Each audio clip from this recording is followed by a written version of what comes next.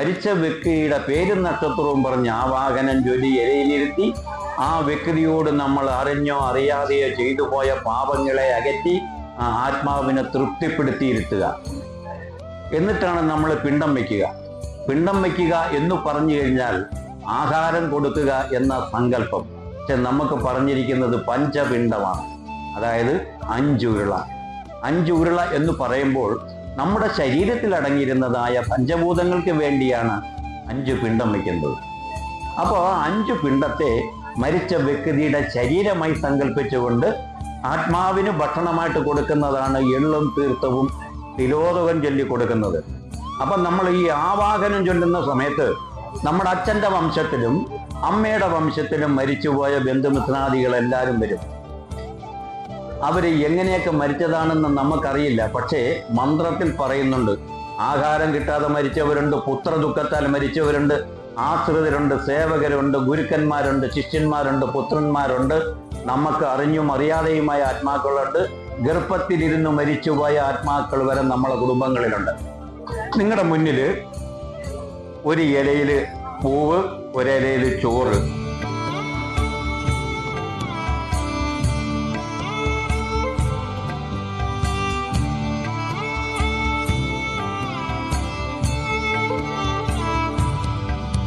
തെക്കോട്ട് തിരിഞ്ഞിരുന്ന് ചെയ്യുന്ന കർമ്മം എന്ന് പറയുന്ന ഏക കർമ്മം എന്ന് പറഞ്ഞാൽ പിതൃകർമ്മമാണ്.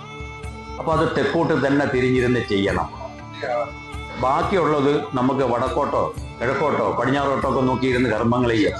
തെക്കോട്ട് നോക്കിയിരുന്ന് ചെയ്യുന്ന ഏക കർമ്മം എന്ന് പറഞ്ഞാൽ പിതൃകർമ്മമാണ്.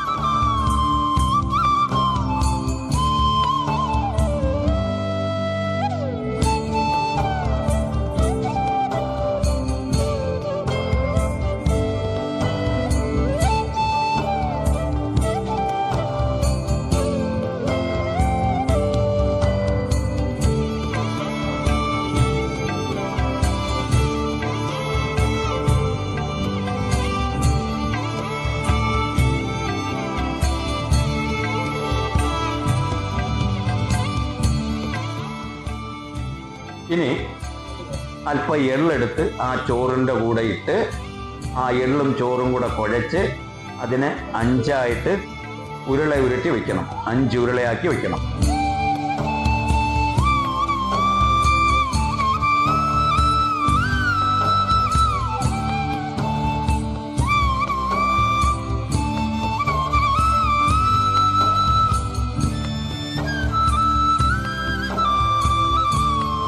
അഞ്ചായിട്ട് ഉരുട്ടി വെച്ചിട്ടുണ്ടെങ്കിൽ അതിൽ നിന്ന് ഒരു ഉരുള ചോറെടുത്ത് ആചാര കൈയായിട്ട് പിടിക്കാം.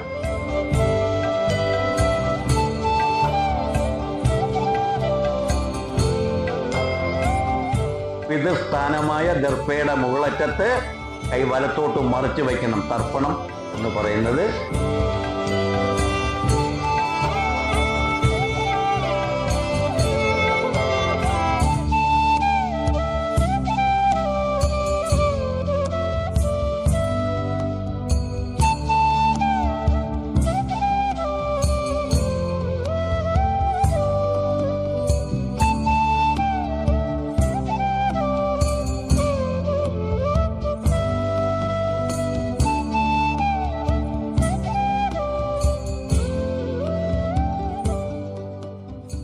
ഓം തതുപരി തിലോദകം നമഃ.